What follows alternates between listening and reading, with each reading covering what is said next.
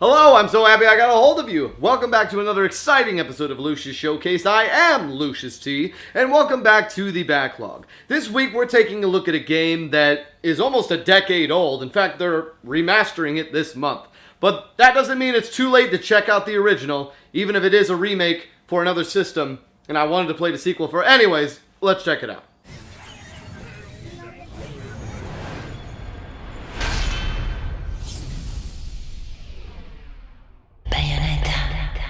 So Bayonetta is another one of those games that flew under the radar for me. Unless it was God of War, I didn't really pay attention to any of the 3D action hack and slash games. Never played Devil May Cry, Onimusha, anything like that really. And this game I just never heard of. I mean, Darksiders was the only other game I ever played like that, and I picked that game up on a whim.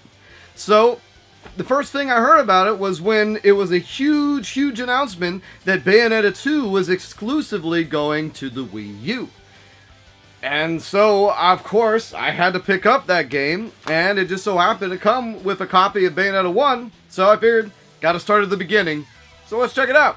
Going into the game, I knew it was a highly sexualized, over-the-top action hack and slash made by Platinum Games, a company known for making over-the-top action games, but also one I've yet to experience. Well, 1 minute in, and I can see why this game found such a huge following. There's no denying Bayonetta is charming, among other things. And the action and lack of seriousness only adds to the appeal. Oh my god, I think I'm in love. The story is admittedly a jumbled mess, but let's face it, you're not playing a game like this for the story. You play as Bayonetta, a witch of the Umbra clan that represents darkness in the world. They are ever at quarrel with the Lumen sages who represent light. The balance is broken when a child is born who belongs to both, and I'm pretty sure that person is supposed to be Bayonetta.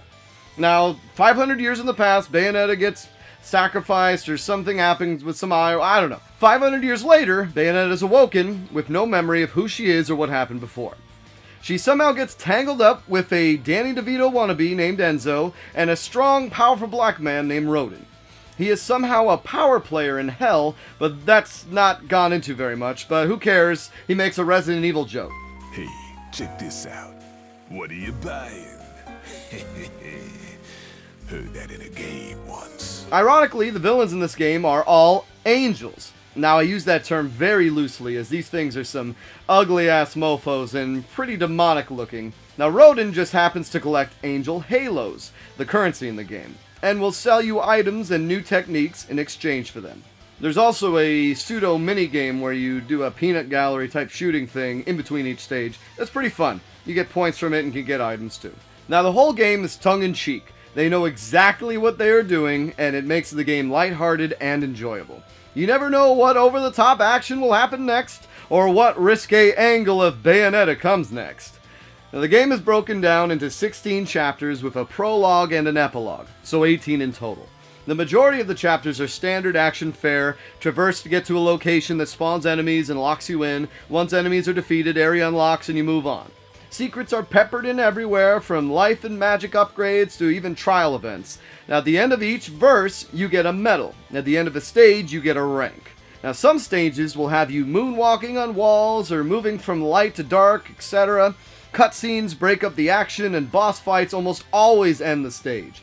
Now, some chapters themselves are just big boss fights, and a few chapters are complete departures altogether. One is a motorcycle stage, and another is a pseudo-horizontal shooter. It's a brilliant way to keep the game fresh and fun, and makes you feel like you're constantly progressing through the game. The game provides a stiff challenge. You will die a lot. However, checkpoints are generous. Hell, even most boss fights have multiple checkpoints. It gets better. You respawn with full health after every continue.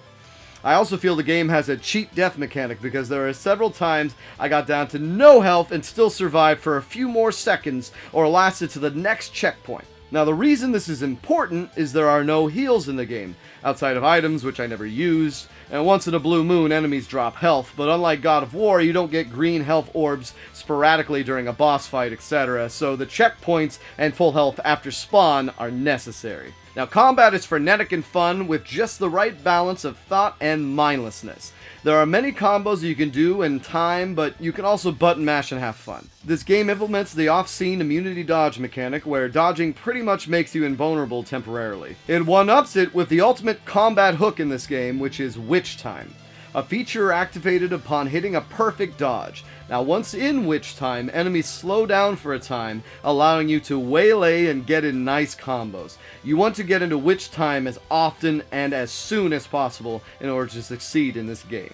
Another great mechanic is Torture Time. Once you build up your magic bar high enough, you can unleash an ultimate that varies in style depending on which enemy you're using it on, but it gives you the chance to one-shot or highly damage most enemies, and involves a little button mashing game.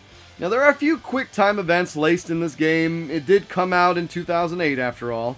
They aren't bad though. Once again, very God of War-like, though there are a few instant kill points during various encounters that can be pretty annoying. And unleashing Climax Time, well, that's pretty self-explanatory.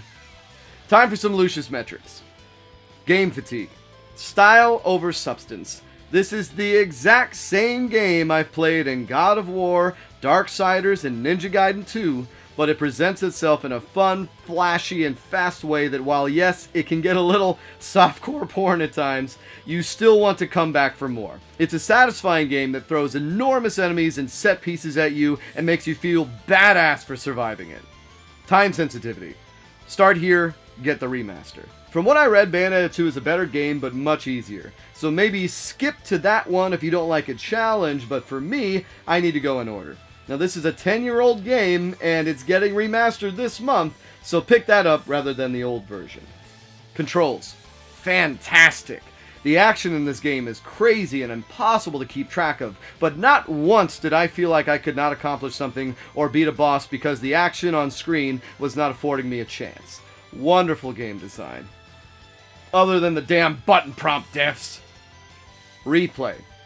Built in. The game has many replay mechanics built into it. The grading system, the medals for each verse. There's probably a New Game Plus mode too, because Rodin has way more things at his shop than you can afford in one playthrough. If you fancy some mindless hack and slash, there's several hours of game here. Storytelling. Bad, but hey look, side boob.